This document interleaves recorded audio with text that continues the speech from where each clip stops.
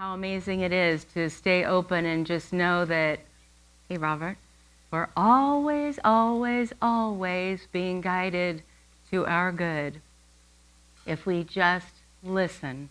Open up our ears, open up our eyes so that we can see clearly and see that this truly is a new day. So the fun thing for me about life is, besides wherever I go, there I am, is that every time I share a message with someone, for me, it's a standalone truth. It doesn't matter if it's part of a series. It doesn't matter if you weren't here last time I spoke. I happen to be doing some messages from Deepak's book, The 20 Spiritual Lessons for Creating the Life You Want, called The Way of the Wizard. And it's one of my favorite things. I think this is number 6 going through this book. It does not get old. There's something new in it every single time.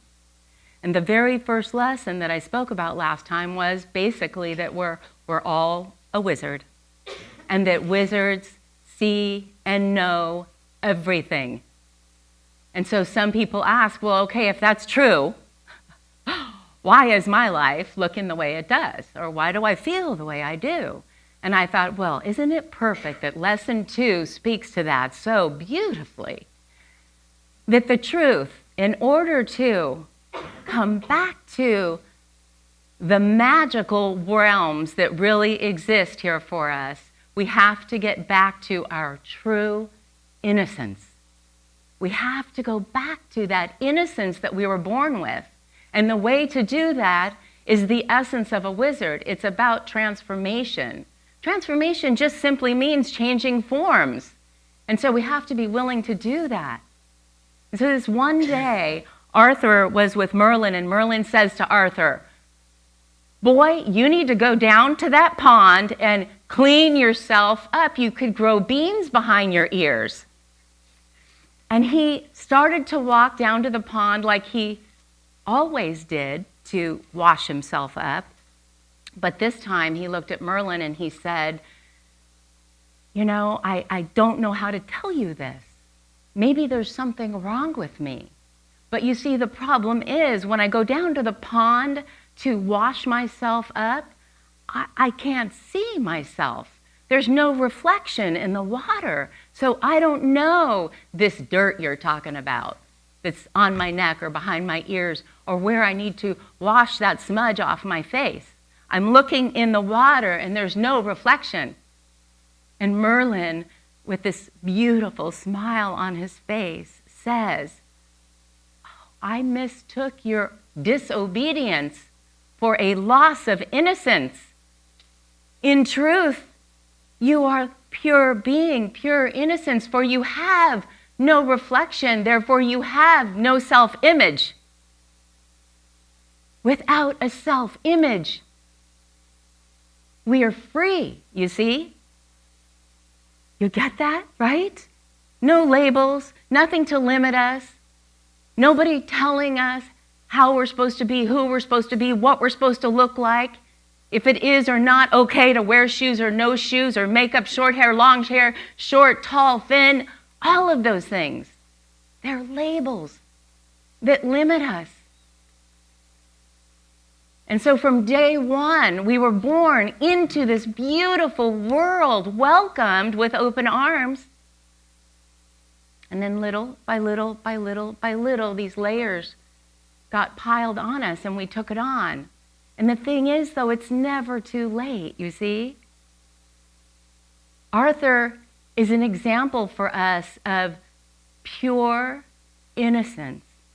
True, unwavering, unlimited gloriousness. If we listen to the calling within each of us of what I left last time with, of what is wanting to be birthed within us, if we will just listen to that and hear words like from this song, just do you, you can't lose.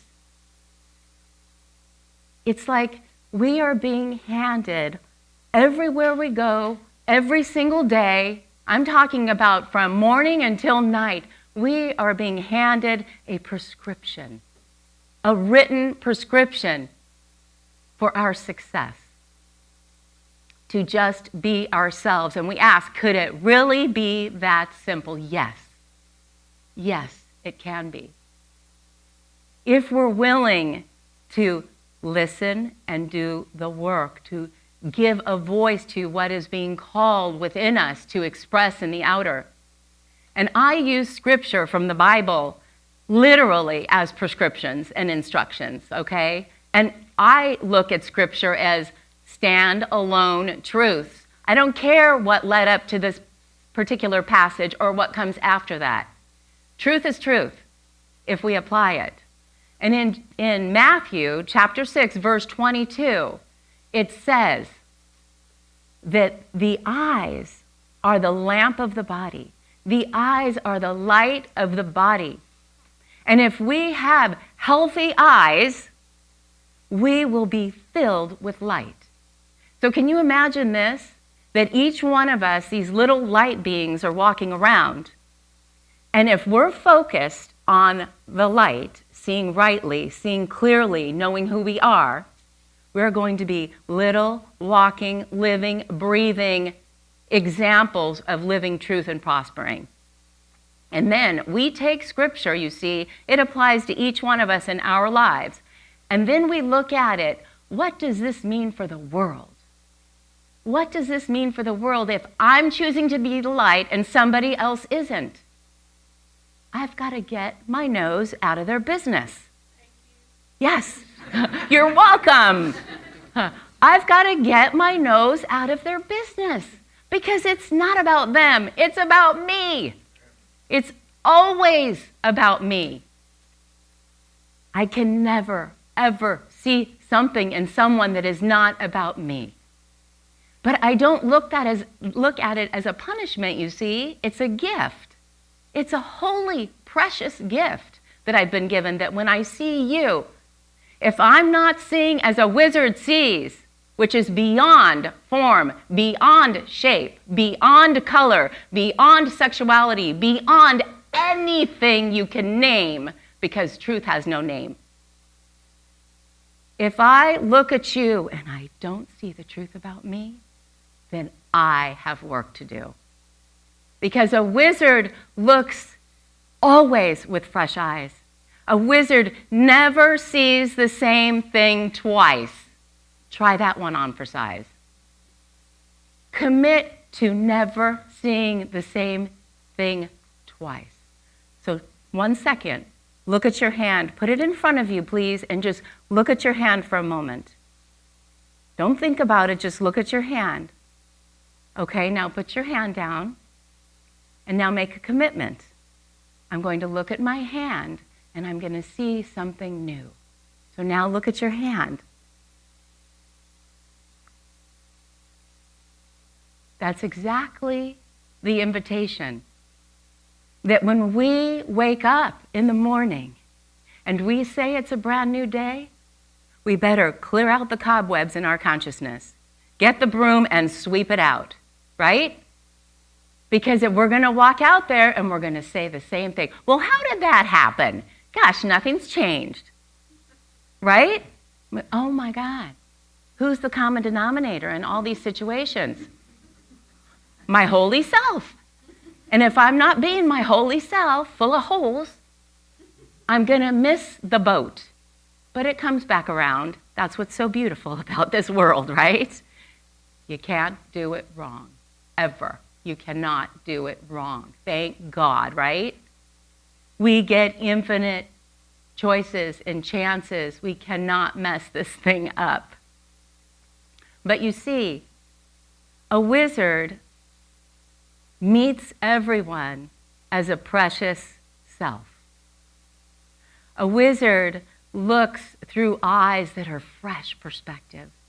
If we're looking at something, and I look at George and I say, hey, brother, haven't seen you for a couple weeks. You're looking good today. That should be what we're telling everybody. Everybody we meet. Oh yeah, same stuff that person's into, doing the same thing, making the same mistakes. Guess what? Again, I'm going to point the finger right back at myself. That is about me. If I can't see the beauty of who you are, if I don't see how you're growing and evolving and changing, if I don't choose consciously to see that you are transformation in action, that is about me. It's about taking responsibility and ownership for realizing that, you know what? I am the owner of this ship, this vessel, and if I'm going to see this world healthy and whole and complete and on fire with love, I have to be that. I've got to be that. But that's because we've been given the gift of love and forgiveness.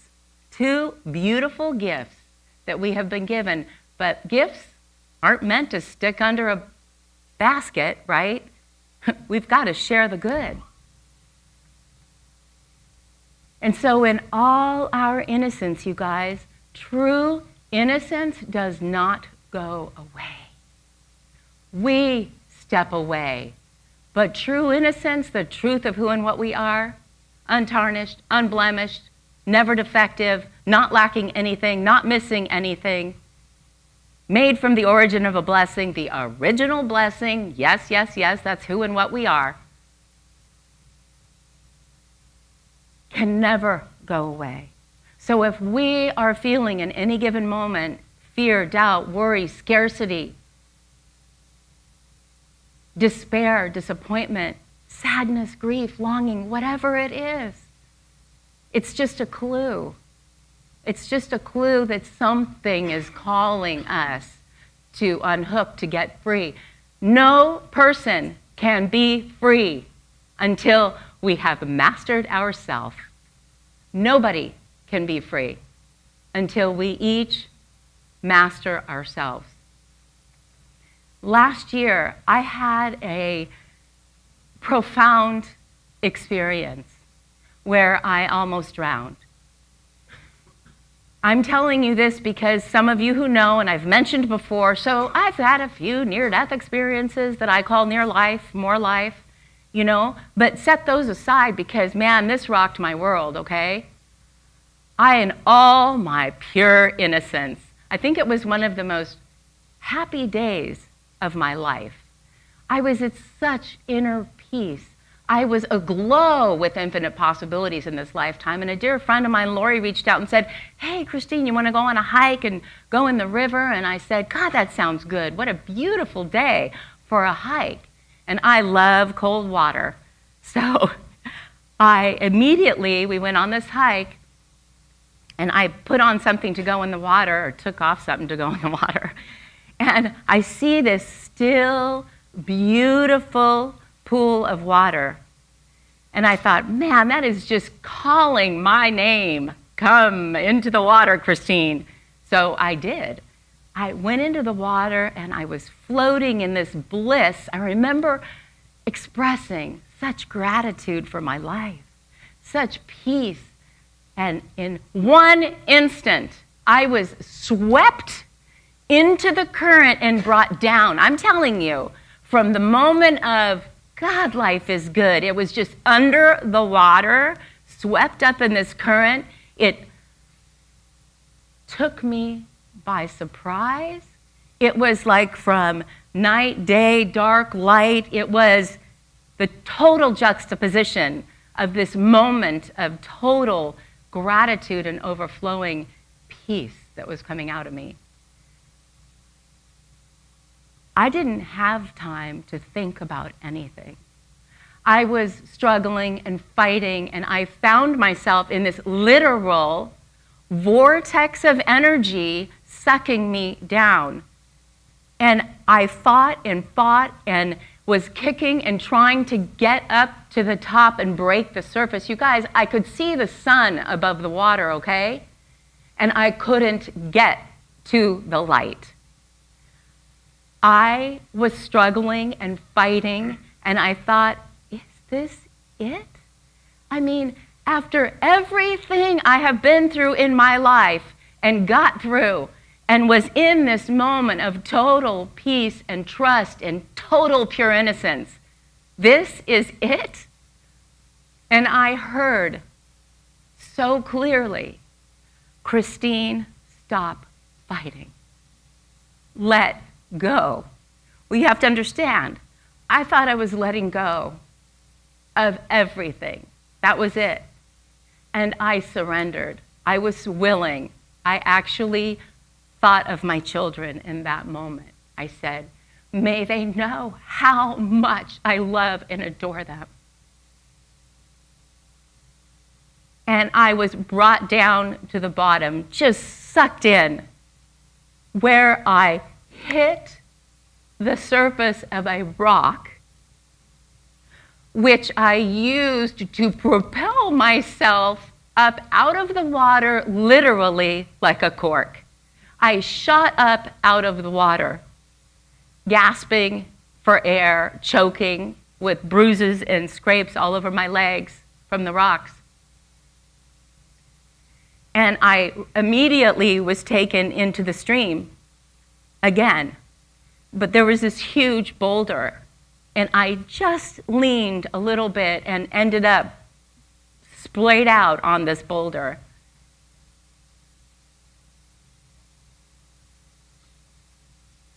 And I realized what a beautiful opportunity I was given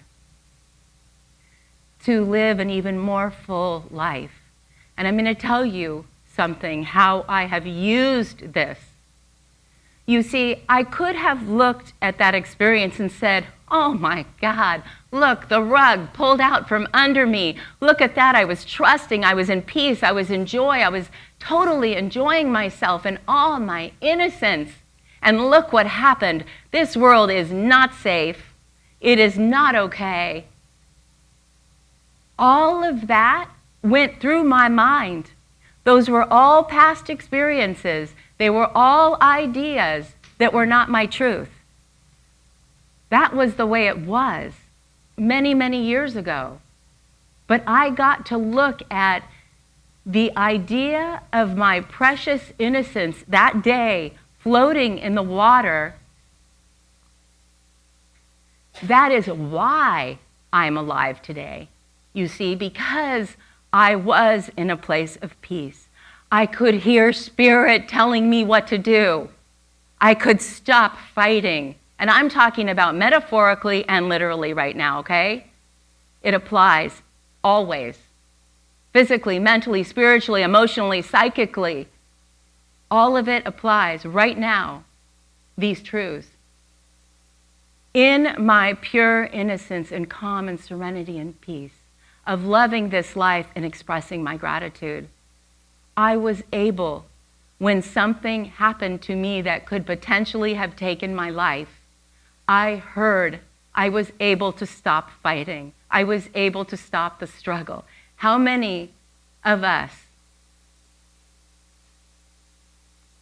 have continued treading water, struggling, looking up and seeing the light, and feeling like we're drowning? We can all relate to that on some level. In the instant, in the moment, in the deepest, darkest despair where any of us might be ever, in whatever level of consciousness we are at any given point in time. Because one moment we're flying in total joy, and the next moment we're feeling, God, where'd that joy go? But you see, the ego wants to judge that and put labels on it and limit us by it. I am not my joy and I am not my suffering. I am that I am. That is all. Our pure innocence is unblemished, unmarred, can never be taken from us. I don't care what's happened to anybody sitting in this room. Our pure innocence is here. It's never going anywhere. We need to call ourselves home. We need to commit to the holy, holy way. We need to know that wherever I am, God is, and that all is well. We need to know that the truth of who we are knows and sees all good, all possibilities, We are the ones we are the ones. We are the ones who have been called here at this time, in this place, to be the light expressing. So all we have to do is clear our lenses of perception so that we can see clearly. When we're focused, single eye focused on good, only good is what we see, and that is what we experience. All these other things fall away if we stop paying so much attention to what's wrong and start being the solution, the soul that has been guided to be the solution here in the world. And so when we realize that just being who we are is enough, more than enough, then that is how we're going to each turn the world around. The world is turning around if we say so. It is so. If we believe that it's true, it is. And in the daily word today happens to be faith, you guys. Faith. If we have the faith of a tiny mustard seed, and we say to some mountain in our life, move from here to there, it is done. That's all it takes. Faith, believing what's possible, and we have to put action beneath our positive thoughts and prayers. Nothing works without acting upon it. We truly can see this world into the world that we're all dreaming of and imagining. It's not a far-off fantasy, everyone. Not at all. It is right here and right now. And don't you feel blessed that you have been invited to the party? Right? Yeah. So who's committed to turning the world around by seeing rightly and being the one with all the pure innocence of a child to see that everything we could ever imagine is here for us right now? Don't be distracted. Don't be distracted by what is not right in your life. Use it to propel yourself up and break the surface, because I truly believe that we have barely scratched the surface of what is possible in this lifetime. All good is here for all of us, and I'm blessed to be a part of it. Namaste.